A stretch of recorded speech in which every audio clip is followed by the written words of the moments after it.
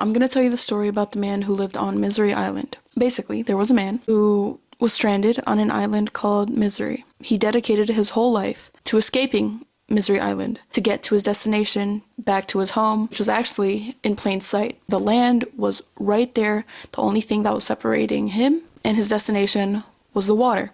So of course let's say he spent 80 years of his life building this strong boat. And the day comes that he gets to use his boat so he could go back to his home. So as soon as he gets on his boat, it falls apart. There was one screw loose that he left out and it tore the whole thing apart completely. So now his plan is fucked.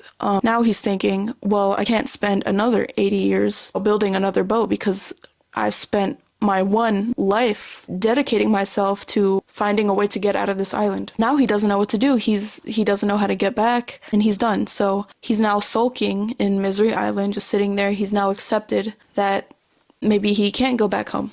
So he's just sitting there depressed as fuck. He's like, damn, I guess I have to die here. But one day he sees somebody, another person. That guy realizes he's also stranded on Misery Island. And he clearly sees his destination. So what he does is completely opposite of what Mr. Man did, which was build a boat. What the other guy did was he swam back to the land. It was right there. He simply swam there. There's two ways that Mr. Man could have reacted. Either he could have been ecstatic. He could have been happy. He could have been like, oh my God, this is it. This is my escape. And he would have taken that chance to also go swim back to his destination. Or he could have denied it and he could have been fearful.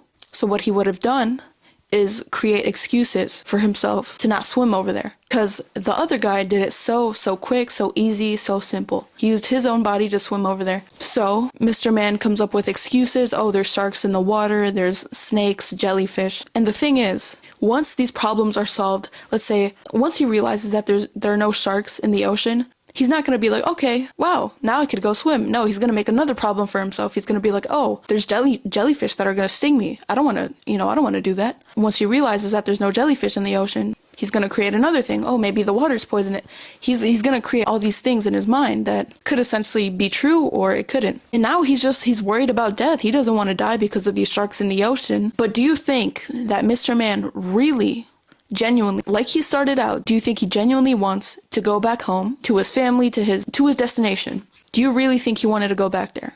No, because if he did, he wouldn't have created all of those excuses for himself. He would have been like, fuck all of that. I don't care if I die. I need to get back to my family. Can't be here stranded on Misery Island. He would have used his body as a vessel. He would have used his body as his boat to go swim, just like the other guy did. So in this situation, you are Mr. Man, stuck on Misery Island, and it's up to you to decide which way you want to react. Either you could be fearful, create all of these ways to not do what you can do, and it's crazy because he's creating all of these problems, although he saw the guy swim perfectly unharmed from Misery Island back to his home.